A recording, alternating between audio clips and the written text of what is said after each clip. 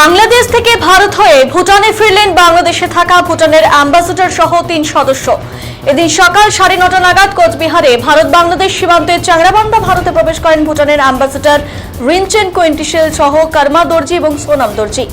এদিন সকাল থেকেই তাদের নিরাপত্তার মধ্যে দিয়ে চাংরাবান্ধা ইমিগ্রেশন চেকপোস্ট থেকে ভুটানে নিয়ে যেতে ভুটান থেকে এসেছিলেন উচ্চপদস্থ পুলিশ আধিকারিক সহ পুলিশ বাহিনী। এদিন তারা ইমিগ্রেশন চেকপোস্ট হয়ে আসলেও সাংবাদিকদের মুখোমুখি হয়ে কিছু বলেননি। তবে হঠাৎ করে উত্তাল বাংলাদেশ থেকে এভাবে চাংরাবান্ধা ইমিগ্রেশন দিয়ে ভুটানের অ্যাম্বাসেডরদের প্রবেশ নিয়ে প্রশ্ন থেকেই যাচ্ছে।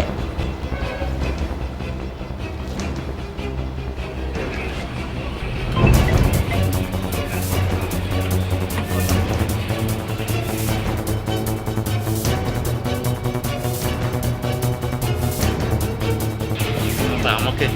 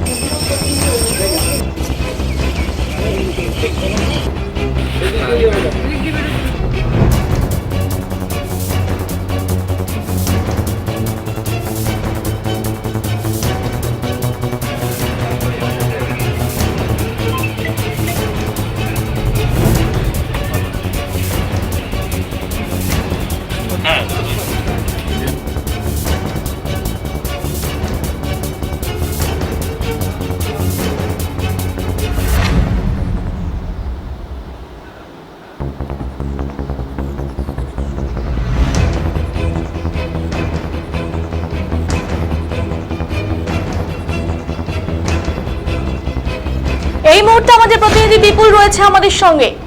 বিপুল, একদিকে যখন বাংলাদেশ এতটা উত্তাল, সেখানে পাশাপাশি বিদেশ অর্থাৎ ভুটানের এই যে 3 অ্যাম্বাসেডর ইমিগ্রেশন চেকপোস্ট দিয়ে ভারতে প্রবেশ করলেন, কি বলবে এই বিষয়ে? হ্যাঁ দেখো শিষ্যটা, তোমাকে জানিয়ে রাখি, গত পরশুদিন মানে উত্তাল বাংলাদেশের প্রধানমন্ত্রী পদত্যাগের পর থেকে কিন্তু বিএসএফের পক্ষ থেকে কোচবিহারের যে ভারত বাংলাদেশ সীমান্ত রয়েছে প্রায় 400 এর কাছাকাছি, সেই এলাকায় কিন্তু হাই অ্যালার্ট জারি করা হয়েছে। পাশাপাশি যে চাংরাবান্ধা ইমিগ্রেশন চেকপোস্ট, সেখানেও কিন্তু নিরাপত্তা বাড়িয়ে দেওয়া হয়েছে বিএসএফ এর পক্ষ থেকে। সেই মোতাবেক কিন্তু আজ সকাল 9:30 নাগাদ কিন্তু এই চাংরাবান্ধা ইমিগ্রেশন চেকপোস্ট দিয়ে বাংলাদেশে যে ভুটানের হাই কমিশনার আছে, সেখানকার যে অ্যাম্বাসেডর রয়েছেন রিনচেন কোয়েন্টিশেল সহ 2 সদস্য, মোট 3 জন কিন্তু এই চাংরাবান্ধা ইমিগ্রেশন চেকপোস্ট দিয়ে ভারতে প্রবেশ করে এবং এদের কিন্তু নিরাপত্তা দিয়ে এই চাংরাবান্ধা ইমিগ্রেশন চেকপোস্ট থেকে ভুটান পর্যন্ত নিয়ে যাওয়ার জন্য কিন্তু রীতিমতো ভুটানের যে উচ্চ পদস্থ পুলিশ আধিকারিক সহ পুলিশ বাহিনী এখানে উপস্থিত রয়েছিলেন। পাশাপাশি তো বিএসএফ এর নিরাপত্তা ব্যবস্থা ছিল। এখান থেকে তারা 9:30 নাগাদ কিন্তু এই চাংরাবান্ধা ইমিগ্রেশন চেকপোস্টে এসে পৌঁছান এবং এখানে তাদের পাসপোর্ট ও যাবতীয় কাজ করে কিন্তু এখান থেকে সোজা ভুটানের উদ্দেশ্যে রওনা দিয়ে দেন। এইবার প্রশ্ন হলো, এই উত্তাল পরিস্থিতি বাংলাদেশে, তার মধ্যে ইমিগ্রেশন চেকপোস্ট দিয়ে ভুটানি অ্যাম্বাসেডর প্রবেশ করে ভুটানে যাওয়া, এটা নিয়ে কিন্তু একটা প্রশ্ন থাকছে, কেন এই ইমিগ্রেশন চেকপোস্ট দিয়ে ভুটানে অ্যাম্বাসেডরকে আসতে হলো।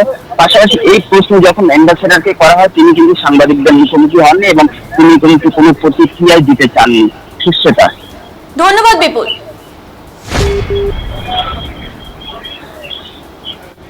আপনারা শুনলেন, বাংলাদেশ থেকে ভারত হয়ে ভুটানে ফিরলেন বাংলাদেশে থাকা ভুটানের অ্যাম্বাসেডর সহ 3 সদস্য।